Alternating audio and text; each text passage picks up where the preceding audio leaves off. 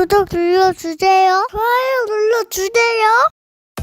안녕하세요, 아그제비입니다. 반갑습니다. 오늘은 5월 1일부터 보험이 다시 변경되는 부분이 있죠. 그 부분에 대해서 말씀을 좀 드릴까 합니다. 세 가지인데요.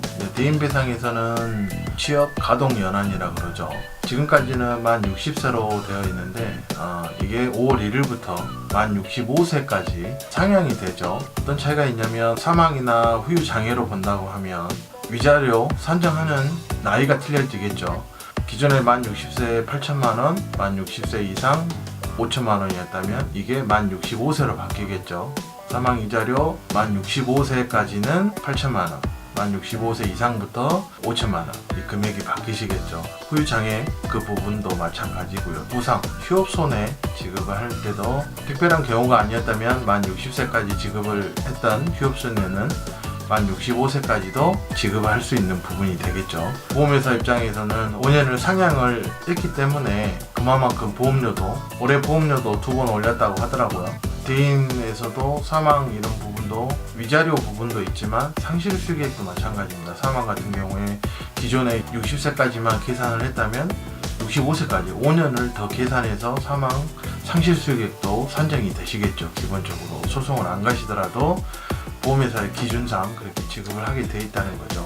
다시 정리하자면 5년 상향된 부분이 위자료 산정되는 나이 60세에서 65세 상실수익액도 기존에 취업 가능 연한이 60세까지였다면 이게 바뀌면 65세까지 계산을 해서 지급을 하게 되어 있습니다. 두 번째는 시세 하락 손해입니다. 경락 손해라고도 하죠. 현재까지는 2년 이하의 차량에 대해서만 1년 미만은 15% 수리비에 2년 미만은 10% 이렇게 지급을 했었는데요. 5월 1일부터 적용되는 것은 1년 미만 된 차량에 대해서는 수리비의 20% 차량 시세에 수리비가 20% 초과해야지만 되는 부분은 같습니다. 하지만 1년 미만 된 차량에 대해서는 수리비의 20%, 1년 초과 2년 미만의 차량에 대해서는 15%, 새로 생긴 부분이 2년 초과부터 5년 이하의 차량까지는 수리비의 10%를 지급을 하는 거죠.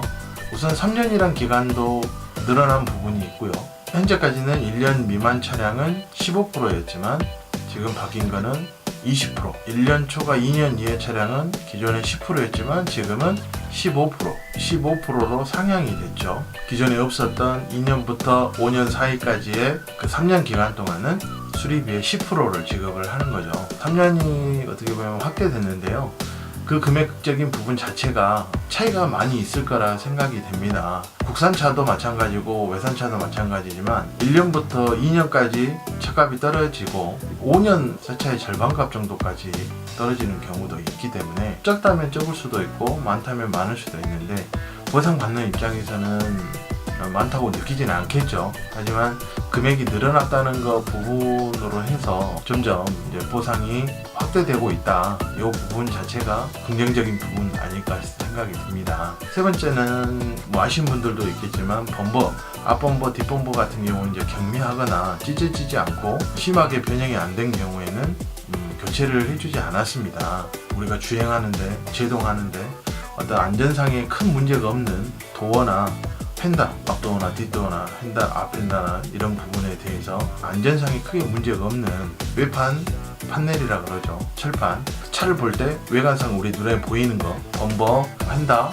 도어. 기존의 범버는 지금 시행하고 있었고 이제 외판 판넬, 펜다, 도어 이런 부분은 이번에 이제 추가적으로 시행을 하겠다 이거죠. 우리가 움콕 사고나 뭐 외제차 같은 경우 문짝 같은 거 교체하고 뭐 이런 부분이 있겠죠.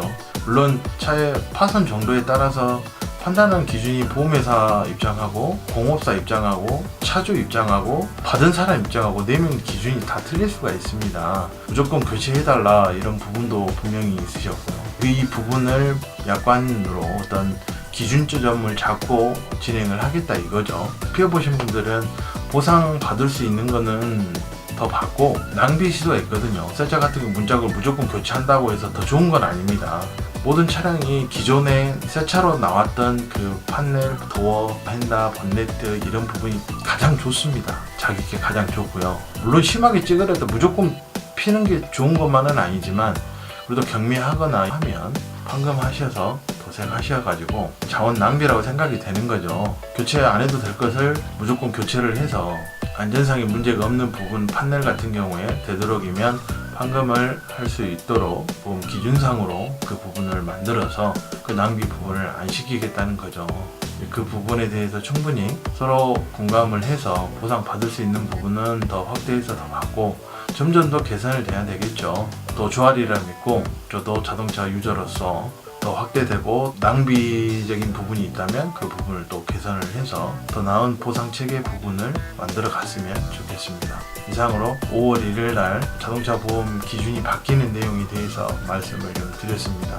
혹시 궁금하신 사항이나 문의사항 있으시면 메일이나 답글로 주시면 최선을 다해서 답변을 드릴 수 있도록 하겠습니다. 이상으로 마치겠습니다. 구독과 좋아요는 저에게 큰 힘이 됩니다. 감사합니다.